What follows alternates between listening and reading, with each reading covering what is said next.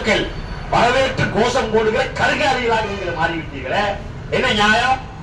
போராடுகிற தொழிலாளியை பார்த்து ஏகரம் பேசுற, அவனுக்கு தண்ணி கொடுக்க கூடாது, உள்ள தீ போடக்கூடாதுன்னு சொல்றிய.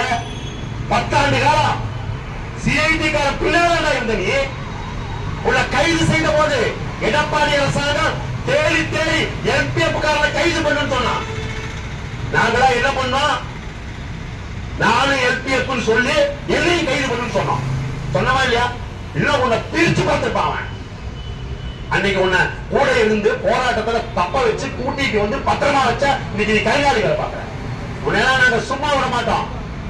வண்டி போஸ்டிங் சம்பந்தமாக இன்னைக்கு சேலத்துல அரசு விரைவு போக்குவரத்து கழகத்துல தொழிலாளர் நீதிமன்றம் அந்த துணை மேலாளர் ரோலிங் போஸ்டிங் அமல்படுத்தினா 6 மாசம் சிறை தண்டனை அனுபவிக்க தீர்ப்பு கொடுத்துக்கலாம்.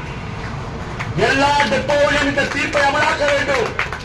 வேட்டூர் பணிமனையில ஆளுங்கட்சி அராஜகத்தில் ஒருத்தர் தூக்கு போட்டு செத்து போயிட்டான். வண்டிக்கு காசு, லஞ்சம், ஊழல். அதிமுக பார்த்து என்ன கேள்வி கேட்டா? யோகியா மாதிரி பேசுனீங்க. ஆட்சிக்கு வந்தவர்கள் இன்னைக்கு இருக்கக்கூடிய ஆளுங்கட்சிக்காரர்களா இன்னைக்கு என்ன பண்ணிட்டு இருக்கீங்க? அவரோட மோசமான அராஜகத்தை நடத்துற, அவரோட மோசமான லஞ்சத்தை கொண்டு வந்திருக்க. இதெல்லாம் சிஐடி வேடிக்கை பார்க்க வேண்டும் நினைக்காத. உனக்கு மக்கள் பாடம் போட்டுருவாங்க. ஞாபகம் வச்சுக்கோ.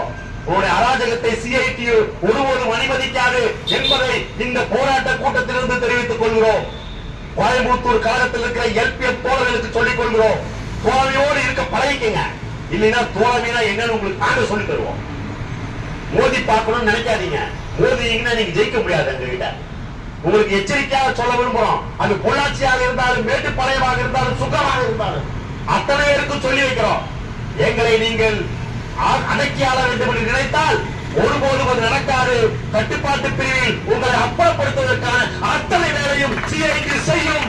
அதை ஒருபோதும் நாங்கள் விட்டுக் கொடுக்க மாட்டோம். தொழிலாளர் வர்க்கத்தின் பிரதிநிதியாக இந்த சிஐடி அந்த பணியை செய்யும். உங்களை பார்த்து பாராட்டிக் கொண்டு ஓடிக்கலைகிற கூட்டம் அல்ல இது. கொள்கை பூர்வமாக இருக்கிற கூட்டம். எச்சரிக்கை விடுக்க விரும்புகிற அதிகாரிகளுக்கு ஆளுங்கட்சியோடு சேர்ந்து ஆட்டம் போட்டால் கடைசியில் நீங்களும் போக வேண்டிய இடம் வேறாக இருக்கும் என்பதை எச்சரித்து இந்த போராட்டத்தை மீண்டும் தொடர்கிறோம்.